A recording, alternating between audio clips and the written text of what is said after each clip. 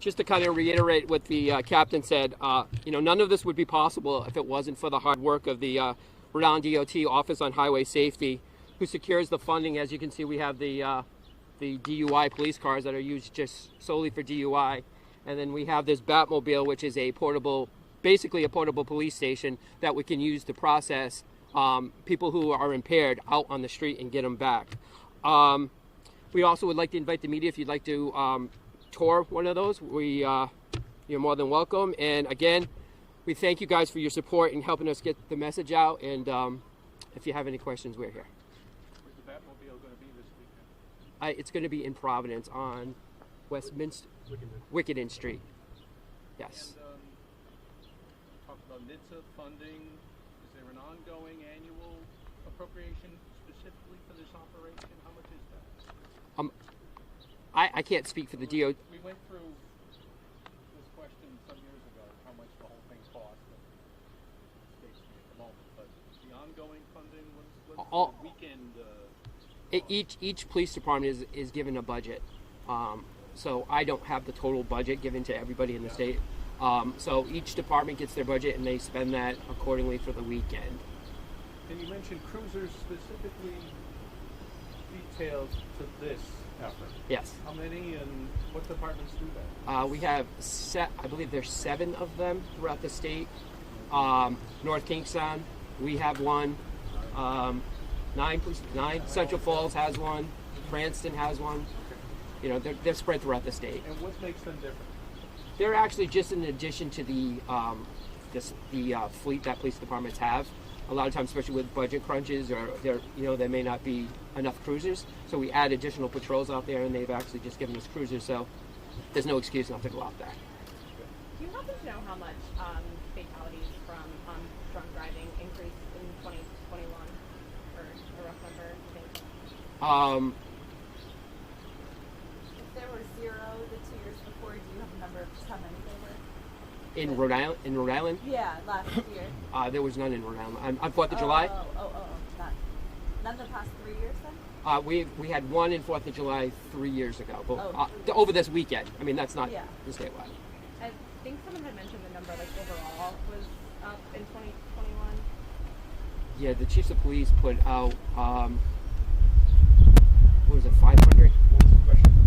How many in 2021, how many DUIs were they? In Rhode Island. I think it was mentioned that it went up. 21? Yeah, actually about 3,000. Throughout the country, not in Rhode Island. Did you have a number for... It sounded like someone had said that in 2021 that drunk driving incidents had increased in the state, over the previous year, in just Rhode Island. So the percentage-wise for fatalities, right, the numbers of fatalities, nobody wants to jinx the numbers this year as we are now are much lower. But yeah, during our COVID time period, right, our numbers were excessively high, especially compared against the rest of the country. Do we have any numbers for specific DUI arrests, any of the past 3 years, specifically in Rhode Island? We can get that to you. Yeah, 100%. Good statistic. Yeah, 100%. I'm sorry, I forgot the exact name for it, but are there going to be any, where everyone needs to stop and check if they're... There are no checkpoints. Checkpoints. We don't have checkpoints in Rhode Island. Okay. No checkpoints. Yeah, it's not. Well, the DUI Task Force. We've been doing this is our 14th year, actually putting it out. So 3 years? No, more than that. 7 years. We've had it for 7 years.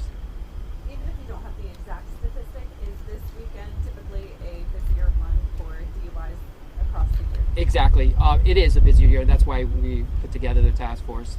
We deploy on the holidays normally, but 4th of July, Memorial Day, over the Christmas, big week. When people get together and they party and they drink and they don't make good decisions. And the bad thing about this is it's good people who make bad decisions, and that's what's so difficult to fix. And of course, this holiday falls along the 100 deadliest days of the year. anything you say about that? You know, again, the holiday. What makes this difficult for law enforcement? Again, it's a long weekend. The weather's nice. People are still getting post-COVID. They're starting to get out, and you know, I think sometimes they've forgotten how to be responsible. You know, and it's going to happen it won't happen to me. It will happen to somebody else. And I think, again, that's the most difficult thing for us, to get the message across that, again, bad things happen to good people. Other than, of course, the cause of possibly killing someone, anything stern that you can say to Rhode Islanders who make that decision to go out? I mean, if you go out and you make a bad choice, it's not only going to cost you emotionally, it's going to cost you, you know, your freedom could be taken away, especially if you hurt somebody. The financial impact that you're going to get is enormous. Legal fees, insurance, you know, if civil suits, it's just not worth it. I mean, this is something that you'll never get through. It will just follow you around for a long time.